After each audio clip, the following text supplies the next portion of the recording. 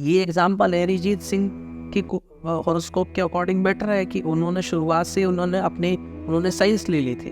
अरिजीत सिंह ने साइंस ली? हाँ, साइंस ली थी, लेकिन उनके गुरुओं ने ये कहा कि साइंस में तुम इतना वक्त दे रहे हो, 8-8 10-10 घंटा रियाज करते थे और अब कहाँ बिजी रहते। तो उन्होंने कहा कि मैं साइंस ली हुई है, तो ऐसे बोला कि साइंटिस्ट बनना है अच्छा, या कुछ बहुत बड़ा काम करना है। बोला नहीं, तो फिर ह्यूमैनिटीज लो और अपनी इस कला पे मेहनत करो। राम और सीता के 36 में से 36 गुण मिले थे। हाँ। अगर राम सीता के 36 में से 36 गुण मिले थे, अगर आपकी भी बात पे जाता, देन इतना स्ट्रगलिंग लाइफ क्यों रहा? वो वनवास क्यों हुआ? श्री राम जी का जिस दिन तिलक होना था उससे एक दिन पहली रात को उनको वनवास हो गया। And Lord Rama is having the high hierarchy of raj jyotish. बहुत सारी कुंडलियों में ऐसे कॉम्बिनेशन होते हैं जिसमें शिक्षा आदमी के लिए बेनिफिट नहीं हो। ट्रेंडिंग टॉपिक है कि 2024 के इलेक्शंस कौन जीतेगा। तो आपने भी क्या कहीं कोई कैलकुलेशन किया इस चीज़ को लेके, या कुछ ट्राई किया था कि 2024 का इलेक्शन कौन जीतेगा एग्जैक्टली? जी देखिए, बिल्कुल मैंने कैलकुलेशन किया है। जैसे आपको बताता हूँ कि मैंने ऐसे भी चार्ट्स देखे कि एक लड़की थी, उनकी कुंडली में मार्स, राहु और सैटर्न का कॉम्बिनेशन था और सन भी जुड़ा हुआ था। तो इस कॉम्बिनेशन में मैरिज लाइफ में कहीं ना कहीं प्रॉब्लम दिख रहा था। लेकिन जब मैंने उनसे क्वेश्चनिंग करी, क्योंकि मैं हमेशा क्वेश्चन करता हूँ तभी चार्ट वेरीफाई होता है, तो उन्होंने कहा नहीं कि मेरी मैरिड लाइफ में तो कोई ऐसी प्रॉब्लम इतनी है नहीं और इस लेवल की तो कोई नहीं, मेरी मैरिज भी टाइम पे हुई, सारी चीज़ें हुई। सो उनके हाथ को देखा गया तो हाथ में भी क्लियरिटी थी कि हाँ भाई ऐसा कोई मतलब मैरिज का अच्छा स्टेटस दिख रहा है। फिर मेरा ध्यान गया इस बात पे कि मैंने पूछा कि आपके हस्बैंड काम क्या करते हैं। तो उन्होंने बताया कि मेरे हस्बैंड जो है वो गवर्नमेंट जॉब में है और गवर्नमेंट जॉब में भी उनका जो वर्क है बेसिकली वो वर्क डिफेंस से रिलेटेड है। तो वहाँ पे ये समझ आया कि लड़की की कुंडली में जो कॉम्बिनेशन है, अगर हस्बैंड उस जो प्लैनेट नेगेटिविटी करे उसकी एनर्जी को ऑलरेडी यूटिलाइज कर रहा है तो आपकी मैरिड लाइफ में प्रॉब्लम नहीं। ओके। अब आप इसको रेमेडी के तौर पे भी ले सकते हैं। अगर किसी लड़की की कुंडली में कॉम्बिनेशन है तो आप उसको ये सजेशन कर सकते हैं कि देखो कुंडली मिलान या गुण मिलान से बेटर है आपका जो कॉम्बिनेशन दिख रहा है कि आप किसी ऐसे लड़के से शादी करें जिसका वर्क गवर्नमेंट से हो या हीट प्रोडक्ट से रिलेटेड काम हो या फॉरेन का हो। देखिए मार्स राहु ना क्या करते हैं, घर से दूर पति दिलवाते हैं, या ये कह सकते हैं कि फॉरेन व्यक्ति से भी शादी होती है ना कई लड़कियों की और लड़कों की।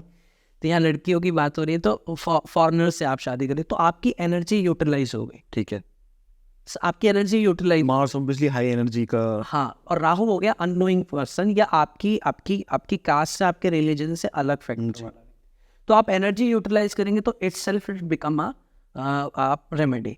अब मैं यहाँ पर एक चीज़ कहना चाहूँगा कि जो आपने कहा ना गुण मिलान, मैं आज यहाँ आपके पॉडकास्ट के माध्यम से ये क्लियर करना चाहूँगा कि गुण मिलान बेसिकली पहले क्यों वैलिड था या अब क्यों वैलिड नहीं है। और एक सवाल भी यहाँ पुट ऑन करना चाहूँगा, बहुत बार ये सवाल उठता है जब भी गुण मिलान का विषय होता है कि अधिकतर लोग पंडित जी नहीं, मैं कोई भी जो गुण मिलान कर रहा है, आजकल तो लोग सॉफ्टवेयर में भी कर रहे हैं, आजकल तो लोग खुद ही करते जब गुण मिलान को कोई व्यक्ति खारिज करता है या कोई लव मैरिज करने वाला है वो कहता है कि नहीं मैं गुण मिलान में विश्वास नहीं रखता, तो व्यक्ति एग्जाम्पल देते हैं कि जी राम और सीता के 36 में से 36 गुण मिले थे। हाँ, अगर राम सीता के 36 में से 36 गुण मिले थे, अगर आपकी भी बात पे जाता हूँ, देन इतना स्ट्रगलिंग लाइफ क्यों रहा? वो वनवास क्यों हुआ? श्री राम जी का जिस दिन तिलक होना था उससे एक दिन पहली रात को उनको वनवास हो गया। And Lord Rama is having the high hierarchy of raj jyotish. हम लोग तो कुछ भी नहीं है, जो हम तो हमारी जो कैटेगरी है उन राज ज्योतिषों के आगे वो तो अपरंपार थे। They are having the higher hierarchy of raj jyotish. मतलब जिनको मुहूर्त का इतना विशेष ज्ञान होता है कि किस मुहूर्त में काम करने पर शुभ है, इतना मुहूर्त निकलवाने के बावजूद, सब कुछ करने के बावजूद एक रात सहले ये वनवास जैसी विरार स्थिति कैसे बन गई? अब सवाल ये होता है तो उनका जवाब होता है कि देखिए बेशक वो भगवान है, लेकिन उन्होंने इंसानी रूप में जन्म लिया और ये सब कर्मों का कारण होता है, कर्म का फल ऐसा था तो ये सब चीज़ हुई। अगर ऐसा था तो फिर आप गुण मिलान के ऊपर क्यों जा रहे हैं? अब एक मोटा सवाल, अगर राम सीता जी के गुण मिले थे तो सीता जी का तो स्वयंवर हुआ था, वहां पे गुण कौन मिला रहा था बैठकर? विचार करना चाहिए कि जब राजा जनक ने भगवान शिव के धनुष को वहां रखा समस्त राजाओं की प्रतिभाशाली को देखने के लिए कि कौन इस धनुष को तोड़ेगा, उससे मैं उस व्यक्ति का पुरुषार्थ तय करूंगा और उसके आधार पर मैं अपनी सीता को, अपनी बेटी को उसके हाथ में दूंगा, तो वहां पर कौन ऋषि गुण मिला रहा था? गुण तो कोई नहीं मिला रहा। बेसिकली ये व्यवस्था बाद में बनाई गई है किसी ऐसे, मैं किसी का नाम नहीं लूंगा, एक कमर्शियल एंगल से, जिससे कि आप सामने वाले के मन में एक चाह पैदा करो एक अच्छे वर और वधू की। उस चाह के उसमें वो आपको अच्छे अच्छे गुण मिला के देंगे और आपकी शादी शुभ होगी, ये होगी, ये करके उनकी बात बनेगी। मैं बिल्कुल कड़वा बोलता हूँ और आधार से बोलता हूँ कि अगर गुण मिले हैं तो आप बताइए कि उनका स्वयंवर क्यों हुआ था, कौन गुण मिला रहा था? एक प्रूफ दिखा दीजिए गुण मिला। अगर नहीं था तो इस बात को आज से कहना छोड़ दीजिए कि राम सीता के 36 गुण मिले थे, कोई गुण की उनके ऊपर वो चीज़ ना आप बोलिए, गलत एग्जाम्पल सेट नहीं करना चाहिए। तो बेसिकली अब ये गुण व्यवस्था बाद में डेवलप की गई है और ये इसीलिए डेवलप की गई होगी जो मुझे लगता है कि शायद इस वजह से। और अब मैं कहता हूँ गुण मिलान के गहराई में थोड़ा समझते हैं कि बेसिकली गुण मिलान क्या समझाना है। दरअसल फेरी बहुत पहले समय में जब भी रिश्ता होता था तो लड़की को लड़के से ज़्यादा बात नहीं बात करेंगे, या ये समझ लीजिए कि कई बार तो लड़का भी लड़की देखने नहीं जाता था, घर के बड़े लोग जाके लड़की देख लेते थे और डिसाइड कर लेते थे। तो कई बार ऐसी स्थिति भी ज़रूर आई होंगी कि बड़ों ने लड़की को अपने माप अनुसार उनको एवेल्यूशन किया होगा कि भाई ये लड़की ठीक है बाय नेचर और इस सारी चीज़ें, और माँ को कहते हैं कि लड़की को देखने जाते तो माँ का व्यवहार या माँ को देख लेते थे, और जब लड़के को देखने जाते थे तो फादर की आदतों को और फादर को देख लेते तो कहते थे कि लड़के में पिता जैसे गुण आएंगे और लड़की में माता जैसे गुण आएंगे।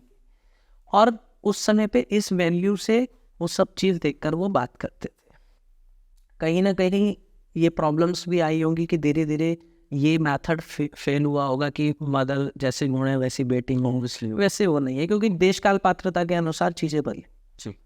तब किसी ने शायद ये सिस्टम डेवलप किया हो कि दोनों कुंडलियों के अंदर गुणों को बनाते हैं और उन गुणों का आधार चंद्रमा है, अच्छा मदर। अब उन्होंने फादर को भी वहां से हटाया, मतलब बेटे के लिए और बेटी के लिए दोनों के लिए चंद्रमा को मेन दे दिया कि चंद्रमा से मतलब चंद्रमा को मेन रखकर उसके आधार पर गुण को बनाया जाए, गुण को आधार दिया जाए। और गुण मिलान फिर ऐसे किया कि आप ये गुण मिलान कर लीजिए, वैसा ही व्यवहार लड़की में होगा, लेकिन ये चीज़ समय के साथ फेल हो गई। क्योंकि जिस हिसाब से आप बता रहे हो कि 9 के 9 प्लेनेट एक साथ आपको इम्पेक्ट करते हैं, तो एक प्लेनेट से आप दोनों के गुण कैसे मिला जी। तो वो समय के साथ जब फेलियर हुआ, और फेलियर क्यों हुआ हमें समझना चाहिए कि वैन ये जिस समय की व्यवस्था से उस समय उस लड़की के लिए उसका विकिपीडिया या इंसाइक्लोपीडिया सिर्फ उसकी मदर, उसकी माँ जी, कुछ भी बात उसे नहीं कहीं से पता चलती थी, वो पहले अपनी माँ से इस प्रतिक्रिया लेती थी कि ये क्या बात सही है या गलत है। तो तब गुण मिलान को आप चला रहे थे तो चल रहा था क्योंकि आपके पास आसपास रिसोर्सेस इतने डेवलप नहीं हुए, मतलब उस टाइम गूगल और यूट्यूब नहीं था। आज आप देखिए कि अब जैसे जैसे वक्त बदलता गया, अब क्या कोई लड़की पहले कुछ प्रॉब्लम होती थी मदर से पूछती है, वो सबसे पहले गूगल और यूट्यूब से पूछती है। तो अब यहाँ पे कैसे गुण मिलान एग्जिस्ट करेगा, प्रैक्टिकली सोचना चाहिए। इसलिए आपने अगर करना भी है तो आप कुंडली मिलान को कर सकते हैं, और कुंडली मिलान में भी मैंने कहा कि मिलान करते वक्त पहले लड़के की कुंडली में एक कहते हैं कि नैसर्गिक प्रॉमिस चेक करें मैरिज का कैसा है, means what is the promise of marriage, कि इसकी मैरिटल लाइफ कितनी अच्छी रहनी है आगे या नहीं, और उसको ये गाइड कर दे लड़का या लड़की को कि भाई इतने टाइम तक आपको प्रॉब्लम रहेगा या आपका डाइवोर्स का भी चांसेस है, क्योंकि ये प्लैनेट डाइवोर्स शो करता है। जैसे केतु डाइवोर्स दिखाता जी, केतु सेपरेशन दिखाता, ठीक है, केतु सेपरेटिव टेंडेंसी दिखाता है। तो अगर वो प्लैनेट आ रहा है बीच में तो प्रॉब्लम आती है। अभी जैसे वीनस और केतु का जो कॉम्बिनेशन, जिस लड़के की कुंडली में होगा उसको व्हीकल्स से प्रॉब्लम आते हैं, क्योंकि वीनस व्हीकल्स का कारक भी है। हाँ, और पत्नी है तो पत्नी से भी प्रॉब्लम आएगा। अब केतु सेपरेट टेंडेंसी है, वीनस लग्जरी है, मौज मस्ती है, खुश रहना है। अब दोनों अलग अलग एनर्जी के प्लैनेट साथ में हो गए तो क्या होगा, थोड़ा सा पत्नी कई बार ऐसी बात कह देगी पति को अच्छे मूड के बावजूद भी, केतु की वाणी, कि उसको इतनी बुरी लग जाएगी और फिर ऐसे हो जाएगा कि मैं नहीं रहता तेरे साथ, और वो कहती कि मैं नहीं रहती तेरे। ठीक है। तो प्लैनेट ऐसे इम्पैक्ट लेके आते हैं। तो मैं ये मानता हूँ आज के समय में आप कुंडली मिलान ज़रूर करिए, लेकिन साथ साथ आप एक चार्ट इतना कैपेबल होता है कि आप उसमें से ये पढ़ सकते हैं कि ये मैरिटल लाइफ के लिए इसका स्टेटस व्यक्ति का कैसे रहेगा, चाहे वो नो मैरिज हो, चाहे वो लेट मैरिज हो, चाहे वो मैरिज का सर्वाइवल कैसा रहेगा। और कहते हैं कि अगर शुक्र अच्छा है, यानी शुक्र के प्लैनेट आगे अच्छे हैं, या शुक्र को आप अच्छा रखते हैं, तो अगर आपकी पत्नी खुश है यानी आपकी लक्ष्मी खुश है, और अगर आपकी लक्ष्मी खुश है घर में तो पूरा संसार खुश है। आज पूरे संसार में दुखी इस बात का है क्योंकि हर घर में औरत प्रताड़ित है या औरत दुखी है, जहाँ डोमेस्टिक वायलेंस होते हैं चीज़, जहाँ जो सबसे पहले अपनी लक्ष्मी को इस तरीके से खराब करता है, व्यक्ति तो खराब होना ही है। इतना सब जानने के बाद एक लास्ट क्वेश्चन जो मेरे माइंड में आ रहा है इस चीज़ को लेके कि ये सारे जो डिसअप्रूव जो होती हैं कम्युनिकेशन में, या आप कह लो कि घर घर में लड़ाइयाँ जो हो रही हैं, मैं अपने प्रोफेशन में खुश नहीं हूँ, इस तरह की कोई भी चीज़ें, ये तो आम इंसान को आराम से होती रहती है। मान लीजिए हम दो लोग बैठे आपस में, तो कॉन्ट्राडिक्टरी स्टेटमेंट तो आना नॉर्मल, ठीक है। इसी तरह से अगर मैं अपनी ज़िंदगी में कोई काम कर रहा हूँ, मान लीजिए मैं कोई स्टार्टअप कर रहा हूँ, या मैं कोई पहाड़ ही चढ़ रहा हूँ एग्जाम्पल के लिए, तो पहाड़ चढ़ते समय पत्थर गिरना या स्नोफॉल होना वो सब जायज़ है, हो सकता है। अब मेरा एक नज़रिया इसको ये है कि मैंने इसको ले लिया नॉर्मली कि देखिए ये तो होना ही था और ये हो रहा है। ऐसे में क्योंकि जब इतने सारे घर हैं, इतने कॉन्ट्राडिक्टरी स्टेटमेंट चलते रहते हैं माइंड्स के, मैं कब कहाँ और कैसे पता लगाऊं मेरी ज़िंदगी में कि मेरे को एक एस्ट्रोलॉजर की ज़रूरत है अब। बिल्कुल, ये तो वो वाली बात होगी कि कई लोग कहते हैं कि कर्म बड़ा है, कई लोग कहते हैं कि नहीं मेहनत करो, मेहनत से सब कुछ मिलेगा। लेकिन कई बार बहुत लोग मेहनत कर रहे होते हैं लेकिन उन्हें नहीं मिल रहा, कुछ नहीं मिल रहा होता। बिल्कुल सही कहा। देखिए, सबसे बड़ी बात होती है कि मेहनत करना बिल्कुल सही है, लेकिन मेहनत का सही डायरेक्शन होना ज़रूरी। अगर आप गलत दिशा में तेज़ी से स्पीड से गाड़ी लेके जाएंगे तो बहुत दूर जा सकते हैं। सही दिशा में आने के लिए फिर आपको उतना ट्रैवल करके आना। बिल्कुल ठीक बात है। एस्ट्रोलॉजी आपको एक जीपीएस चार्ट की तरह आपको ये समझाती है कि आपके प्लैनेट्स के अकॉर्डिंग आपकी लाइफ में अभी करंट में जो घटित हो रहा है वो, पास्ट में आपके एंसेस्टर्स में जो घटित हुआ वो, इस बेस पे जो आपका वर्क सुटेबल रहेगा। जहाँ पे मैंने आपको बताया कि प्लैनेट्स एनिमिटी आते हैं तो वो कहते हैं हमारी टोली में शामिल हो जाए, तो उस प्रोफेशन को अगर आप करेंगे तो आपकी हर्डल्स कम रहेंगी, ख़त्म नहीं, कम रहेंगी, ठीक है। और उसके बाद जब आपका बेटर टाइम आएगा, प्लैनेट आपको फुलफिलमेंट का टाइम देगा, तो आप अपने प्रोफेशन में राइज करेंगे। तो होता क्या है कि कई बार लोग ना गलत डायरेक्शन में मेहनत कर रहे होते हैं। जैसे कि कुछ कॉम्बिनेशंस होते हैं कि आपको कुंडली के अंदर सैटर्न एक प्लैनेट है जो प्रोफेशन का बहुत बड़ा कारक है नैसर्गिक तौर पे भी। अब शनि मून कॉम्बिनेशन वाला, मून ट्रैवलिंग है, फ्रीक्वेंटली ट्रैवलिंग है, सैटर्न आपका प्रोफेशन है। तो आपको यहीं से समझ आ रहा है कि अगर आपकी कुंडली में सैटर्न मून का कॉम्बिनेशन है तो आपको ट्रैवलिंग जॉब करनी चाहिए जी, सिंपल। या आपको मून से रिलेटेड काम करना चाहिए। अब वो मिल्क का काम भी हो सकता है, वाटर का काम भी हो सकता है, सी एंड शिप का काम भी हो सकता है, इंडियन नेवी भी, मतलब नेवी भी हो सकता है, कुछ भी वाटर का। लेकिन अब मून और सैटर्न और मून है, आप उसको बोल रहे हैं कि टेक्निकल वर्क कर ले। माँ बाप ने कहा तो इंजीनियर बन जा, मैं तो कह रही हूँ कि आप बेटे आप इंजीनियर बनो क्योंकि आपके ब्रदर इंजीनियर बने या वो। लेकिन उसका चार्ट सैटर्न मून का कॉम्बिनेशन में आ रहा है, वो कहता है कि नहीं मुझे अपना लिक्विड का कोई बिजनेस करना है, ठीक है, मरकरी भी कॉम्बिनेशन लेना है। तो होता क्या है बेसिकली, एस्ट्रोलॉजर्स की ज़रूरत मैं कहता हूँ कि सबसे ज़्यादा ज़रूरत है कि जैसे ही आपका बच्चा 10th क्रॉस करता है या खास तौर पर 10th के जब रिजल्ट आ जाए, मैं हमेशा कहूँगा जब एग्जैक्टली 10th का रिजल्ट आ जाए, और अगर आप मिस हो गए हो, आप 12th में आ गए या ग्रेजुएशन में भी आप काउंसलिंग लीजिए, चार्ट में ये देखिए, ये बोलिए कि कौन सा काम इसको सुटेबल रहेगा, कौन से काम में से जाना चाहिए। मैं आपको एक चीज़ और बताता हूँ, बहुत सारी कुंडलियों में ऐसे कॉम्बिनेशन होते हैं जिसमें शिक्षा आदमी के लिए बेनिफिट नहीं होती, जिससे बहुत से लोग आपको बहुत पढ़े लिखे दिखेंगे लेकिन एक्शन में जॉब नहीं देना। हाँ, PhD लेवल तक की पढ़ाई हुई होती है, क्योंकि उनकी कुंडली के अंदर सैटर्न का मरकरी से कॉम्बिनेशन नहीं आया या वीनस से कॉम्बिनेशन आया, तो आपकी शिक्षा आपको पैसा नहीं देगी। आपकी शिक्षा आपको ज्ञान जरूर दे देगी, पैसा नहीं। लेकिन पैसा नहीं देगी। इसलिए आपने कई बार 3 इडियट मूवी में एक डायलॉग सुना होगा कि आपने जब MBA ही करना था तो इंजीनियरिंग क्यों करी? क्योंकि जो प्लैनेट्स नेगेटिव होते हैं वो आपको भटकाएंगे तो जरूर भटकाएंगे। तो वो आपको पहले इंजीनियरिंग में ले गए, टेक्निकल में, फिर आपको वहाँ लेकर आए जहाँ पे आप एक्चुअली सेल्स की एबिलिटी। तो बेसिकली करियर का आजकल लोग ज़्यादा सफल इसीलिए नहीं है क्योंकि जो उनका पैशन है उसको प्रोफेशन वो बना इसलिए नहीं पाते क्योंकि उस समय पे उनको उसमें आसपास के कंपेयर में बेनिफिट नहीं दिख रहा। राइट। अभी किसी को आर्टिस्ट बनना है, सिंगिंग बनना है, जैसे मेरे पास चार्ट आते हैं, माँ बाप कहते हैं कि इसका क्या दिख रहा है, ये क्या बन सकता है, क्या काम में हम इसको लेके जाएं। तो मैं पहले एक चीज़ हमेशा पूछता हूँ कि आपका बच्चा क्या चीज़ लाइक करता है, क्या चीज़ इसका पैशन है।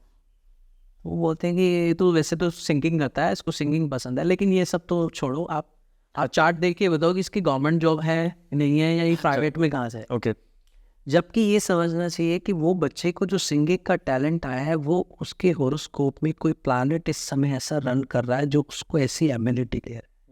उस प्लैनेट को पकड़िए, को चार्ट में देख लीजिए कि क्या वाकई में ये सिंगिंग में अच्छा कर सकता है, क्या पता वो सिंगिंग में ही अच्छा करना जा रहा। बाद में आपकी सारी इंजीनियरिंग की पढ़ाइयाँ करने के बाद भी उसने सिंगिंग में जाना है तो अभी से ही वहाँ पर चला जाएगा। ये एग्जाम्पल है अरिजीत सिंह की हॉरोस्कोप के अकॉर्डिंग बेटर है कि उन्होंने शुरुआत से उन्होंने साइंस ले ली थी। अरिजीत सिंह ने साइंस ली? हाँ, साइंस ली थी, लेकिन उनके गुरुओं ने कहा कि साइंस में तुम इतना वक्त दे रहे हो, 8-8 10-10 घंटा रियाज करते थे और अब कहाँ बिजी रहते। तो उन्होंने कहा कि मैं साइंस ली हुई है तो ऐसे बोला कि साइंटिस्ट बनना है अच्छा, या कुछ बहुत बड़ा काम करना है, बोला नहीं तो फिर ह्यूमैनिटीज लो और अपनी इस कला पे मेहनत करो। ये उनका ऑफिशियल एक इंटरव्यू आया है, उसमें मैंने ये चीज़ देखी, जो भी पॉडकास्ट सुन कर। जी। तो उन्होंने वहाँ खुद बोला कि मैंने वहाँ से छोड़कर अपने संगीत पर, अपनी कला पर उतना समय दिया। एंड देन मेन तो लास्ट में तो दौड़ ये है ना कि आप बेसिकली कितना अपने लिए ब्रेड बटर का बना रहे जी। तो लास्ट में आप देखिए अरिजीत सिंह का ये एग्जाम्पल कि शुरुआत से ही म्यूजिक करा। और देखिए जो मैं हमेशा कहता हूँ, मदर तबला बजाती, मामा जी को भी म्यूजिक का शौक जी। तो वो जेनेटिक्स आगे आए, फिर उस व्यक्ति ने भी वो चीज़ पकड़ी और वो चीज़ आगे करते हुए वो व्यक्ति सक्सेसफुल हुआ। अच्छा, क्योंकि आप ये बात कर रहे हो तो मैं अपना भी बताऊँ कि मेरे मामा जी जो है वो भी तबला बजाते थे, वो हारमोनियम के बड़े एक्सपर्ट थे। मैं भी कुछ टाइम रहा था, क्लासिकल म्यूज़िक सीखा मैंने। उसके बाद मैंने भी कुछ लगभग 2.5 साल क्लासिकल म्यूज़िक मैंने सीखा, फिर मैंने छोड़ दिया क्योंकि वही ब्रेड बटर वाली बात है कि मेरे कौन बजाना पड़ा। तो बट ये हाँ, यही चीज़ होती है। और आपको मैं एक बात बताऊं कि अब आप ये बोलोगे कि अगर वो मेरा सक्सेसफुल वर्क था म्यूज़िक का, तो अब जो मैं कर रहा हूँ क्या उसमें सक्सेसफुल नहीं होऊंगा? यहाँ पे जवाब ये है कि जैसे एक प्लैनेट के 1 लाख सिग्निफिकेशन हो सकते हैं, 1 लाख सिग्निफिकेशन, तो ऐसे ही एक ही प्लैनेट से संबंध रखने वाले बहुत सारे प्रोफेशन हो सकते हैं जिनमें थोड़ा थोड़ा पॉइंट उन प्लैनेट्स का इंक्लूडिंग होगा। कुंडली में कोई एक ग्रह पूरे कुंडली को खराब नहीं करता और एक ग्रह पूरी कुंडली को अच्छा नहीं कर सकता जी। सभी ग्रहों का अपना अपना रोल है। तो ऐसे में जो आप वर्क करते हो कहीं ना कहीं वो चीज़ आपकी उसमें एंट्री हो ही जाएगी। आप जो काम करेंगे धीरे धीरे ग्रह आपको खींच के लाता है। कई बार लोग बहुत घूमकर ट्रैक पे आते हैं, कई बार उनको एडवाइजरी अच्छी मिल जाती है तो वो ट्रैक पे आ जाते हैं। और एडवाइजरी के लिए अगेन आपका चार्ट भी अच्छा होना चाहिए। और एक बात हमने कही थी कि मंगल द डेस्टिनी ब्रेकर, वो आपका शांत होना चाहिए। अगर आपकी ईगो, आपका अहम डाउन है, आप सामने वाले को एक्सेप्ट कर रहे हो, तो आपका भला होना सबसे ज़्यादा ज़रूरी है पहले, वो सब होता है। इसी के साथ हम ना एस्ट्रोलॉजी वाला जो सेगमेंट है वो थोड़ा सा ख़त्म करते हैं, थोड़ा सा पॉलिटिक्स की तरफ चलते हैं, क्योंकि अभी बड़ा ही ट्रेंडिंग टॉपिक है कि 2024 के इलेक्शंस कौन जीतेगा। तो आपने अभी क्या कहीं कोई कैलकुलेशन किया इस चीज़ को लेके, या कुछ ट्राई किया था कि 2024 का इलेक्शन कौन जीतेगा एग्जैक्टली? जी, देखिए बिल्कुल मैंने कैलकुलेशन किया है। मैंने हमारे देश के माननीय प्रधानमंत्री श्री नरेंद्र मोदी जी की जन्म कुंडली के ऊपर विश्लेषण किया है, और उनकी कुंडली देखते ही, और जो आगे समय अप्रैल में बेसिकली उनकी मंगल की महादशा में शनि का अंतर्दशा आने वाली है, और बाय चार्ट भी अगर मैं देखूं तो उनका वृश्चिक लगन की कुंडली है, जिसमें सैटर्न और वीनस 10th हाउस में प्लेस्ड है। लियो साइन, ये लियो अपने आप में गवर्नमेंट का साइन हो, ठीक है। लियो साइन है सत्ता का, और सूर्य और चंद्रमा की केवल एक एक राशि है पूरी राशियों में, वहाँ पे उनका सैटर्न और वीनस प्लेस्ड है। एंड जस्ट नेक्स्ट हाउस में सन, मरकरी और केतु का प्लेसमेंट है। राहु 5th हाउस में है, मार्स एंड मून लगन में प्लेस्ड है अब, और जुपिटर 4th हाउस में। ये 9 प्लैनेट्स का उनका पूरा ग्राफ हो गया। ठीक है। अभी जो टाइम पीरियड में देख पा रहा हूँ कि अप्रैल के महीने में जैसे ही चुनाव होंगे, उस दौरान उनका जुपिटर मई में, रिजल्ट ऑलमोस्ट मई के आसपास आएगा, ट्रांजिट करके टॉरस साइन में आ रहा है। वो उनके 7th हाउस में आ रहा है, और वो लगन को देखेगा, फिर 11th हाउस को देखेगा और 3rd हाउस को देखेगा। 11th हाउस में सन, मरकरी और केतु है। ये शो करता है कि जुपिटर इज अ कारका ऑफ धर्म। अच्छा। एंड राइट नाउ जो उनकी स्ट्रेटेजी नहीं कहूँगा, मैं ये कहूँगा कि उनका जो इस समय जो वो लोगों को परस्यू कर रहे हैं, जो लोग जो प्रभाव कह है रहे हैं, लोगों पे। प्रभाव है, और जो लोगों तक पहुंचा रहे हैं दिल, उसमें धर्म बहुत ज़्यादा इम्पोर्टेंस है। क्योंकि जुपिटर दिखाता है आपको importance of religion, importance of rightness, जो सही है वही होगा। तो जुपिटर बहुत अच्छा प्लेस्ड कर रहा है, तो इस बेस पे कहीं ना कहीं दिखता है कि उनको बाहरी बहुमत मिलेंगी। और लास्ट टाइम आई थिंक जब उन्होंने चुनाव हुए थे 2019 में, तब लगभग 300 कुल मिला के, मतलब इधर उधर का मतलब सपोर्ट मिला के सभी 355 के आसपास उनका गया था, सभी का मिला के। लेकिन इस बार मुझे लगता है कि एक तरफा, या कहूँ कि अपने बलबूते पर, नरेंद्र मोदी जी की कुंडली से देख के लगता है कि भारतीय जनता पार्टी 325 से लेके और 340 के बीच में अकेले अपने बलबूते पे ऐसी बहुमत हासिल कर सकती है, बिना किसी सपोर्ट की बात। मतलब 300 से मोटा मोटा 350 आप कह सकते हैं, और फिर अगर और लोगों का सपोर्ट मिलेगा तो आगे भी ये चीज़, क्योंकि रीज़न क्या है, जुपिटर भी ट्रांजिट कर रहा है उसी रिजल्ट के आसपास।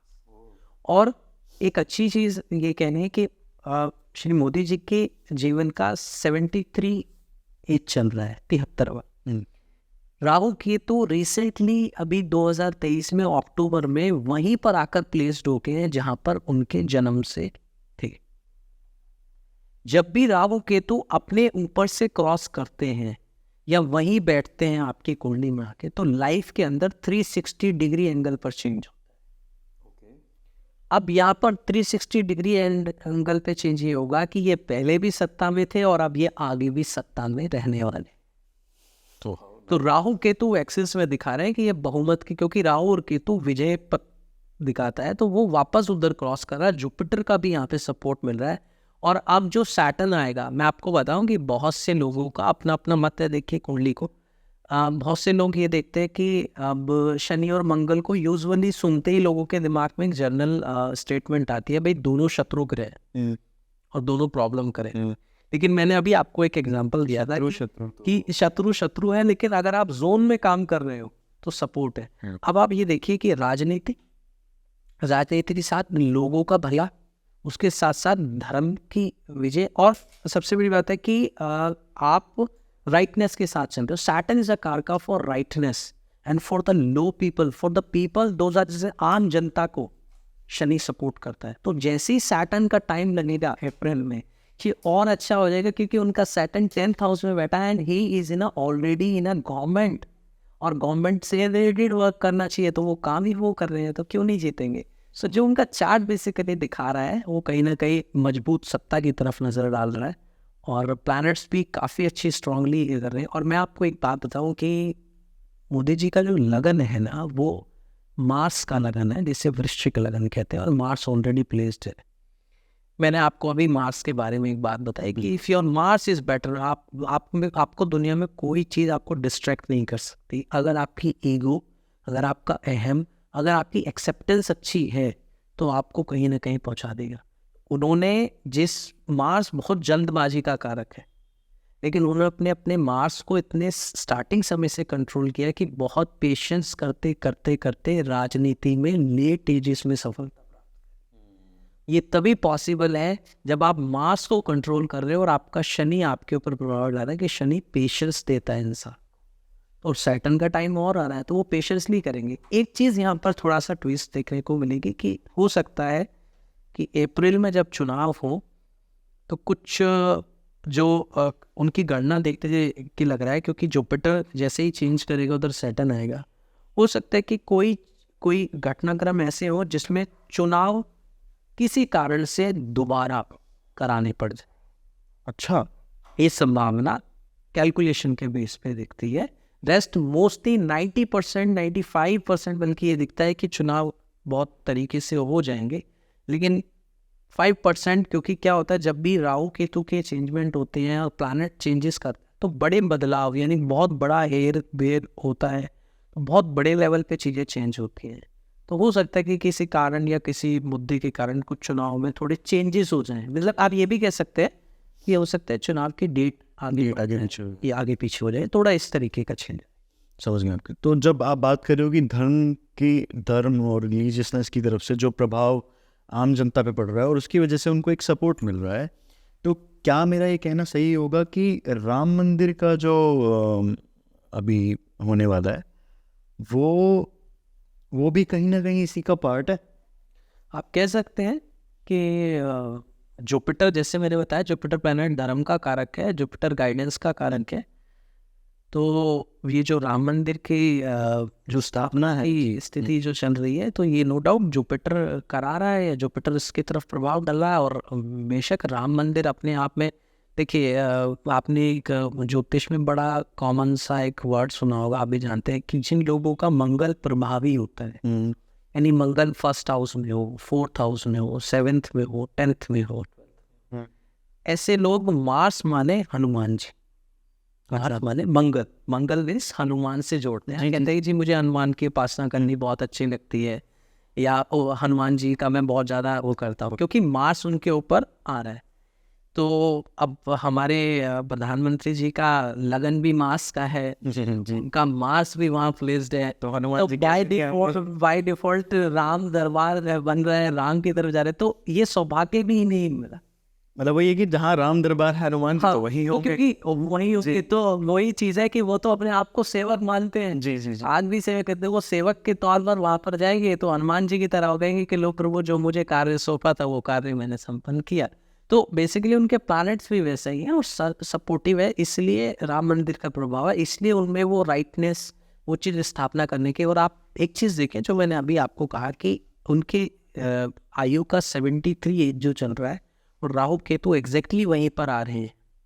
तो आप देखिए ना कि ये पहले प्रधानमंत्री होंगे ना कि जो इस धर्म के इस विषय को लेकर इतना बड़ा परिवर्तन, 360 डिग्री एंगल ही कहूँगा बेसिकली में, क्योंकि 22 तारीख को राम मंदिर की स्थापना तो है ही, लेकिन दिवाली है। ये एक दिवाली के तौर पर मनाया कि दिवाली जैसा सम्मान जो मिला है वो इस विषय, क्योंकि श्री रामचंद्र और माता के लिए ही तो दिवाली का ओकेजन सबसे ज़्यादा फेमस माना जाता है। तो एक तरीके से ये दूसरी दिवाली बनने को जा रही है पूरे देश के लिए, और वो तभी क्योंकि आप 360 डिग्री एंगल पर चेंज करें। और ये राहु केतु बड़े बड़े डिसीजंस लेने के लिए इंसान को, मैंने आपको कहा ना कि स्पीड आपकी अच्छी है, तो राहु का सपोर्ट ले लिया और सही डायरेक्शन में आप काम कर रहे हो, तो आप बड़े से बड़े डिसीजन ले सकते हो। इसलिए उन्होंने किसी ज़माने में सर्जिकल स्ट्राइक और वो अभिनंदन जब वहाँ पे फंसा, तो वो सिर्फ एक आवाज़ पे, सिर्फ एक कहते हैं ना ऑरा से, उनके ऑरा से वो चीज़ वापस आ गई। इसीलिए क्योंकि उनके कॉम्बिनेशंस ऐसे हैं प्लैनेट के कि वो ऐसा ज़बरदस्त डिसीजन ले सकते हैं, उनका चार्ट स्ट्रॉन्ग है। समझ गया मैं आपकी बात। 22 तारीख को जब राम मंदिर का उद्घाटन है, स्थापना है, सॉरी, उसमें क्या उस दिन कोई ऐसा इन टर्म्स ऑफ रिलीजियसनेस कोई ऐसा दिन है क्या कि ये बहुत ही शुभ दिन हो, या वो एक नॉर्मल डेट है?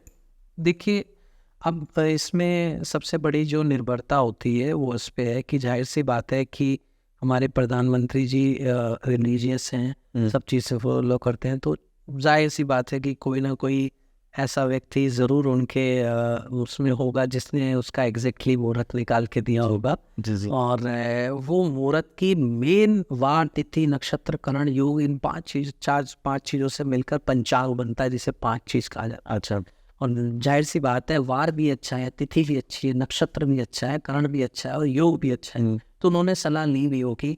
और मैं यहाँ पे ये कह नहीं रहा हूँ, लेकिन मैं आपको थोड़ा नॉलेज के लिए बता दूँ कि हमारे जो होम मिनिस्टर हैं, मतलब हमारे जो अमित शाह जी, वो ज्योतिष में इंटरेस्ट रखते हैं, या ज्ञान है।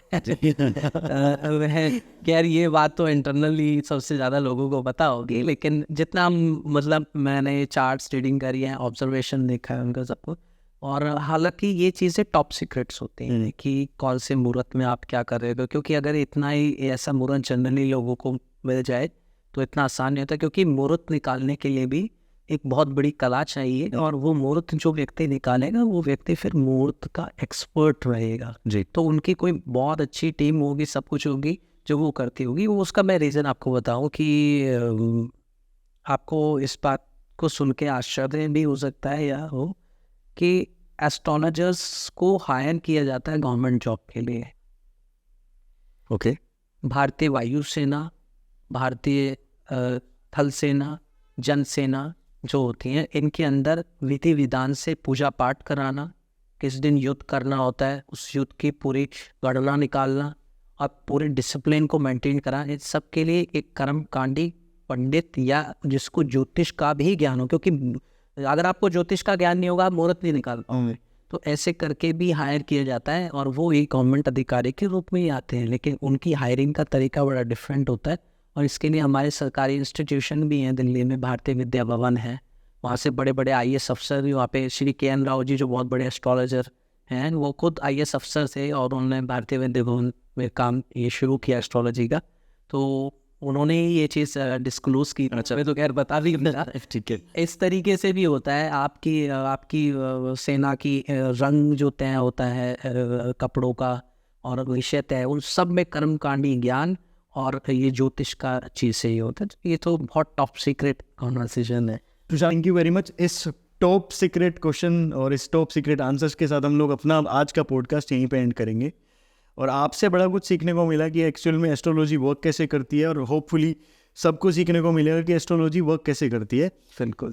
आपसे अगर किसी को भी कुछ भी पूछना है तो मैं आपकी ईमेल आईडी और आपकी कॉन्टैक्ट डिटेल जो भी अवेलेबल है वो मैं डिस्क्रिप्शन सेक्शन में दे दूंगा। इन केस अगर कोई इनके बारे में और इनसे जानना चाह रहा है, इनसे सीखना चाह रहा है, इनसे कंसल्टेशन लेना चाह रहा है, तो डिस्क्रिप्शन में जाके आप लोग इनसे बात कर सकते हैं, इनको मेल कर सकते हैं। And thank you very much for today's time.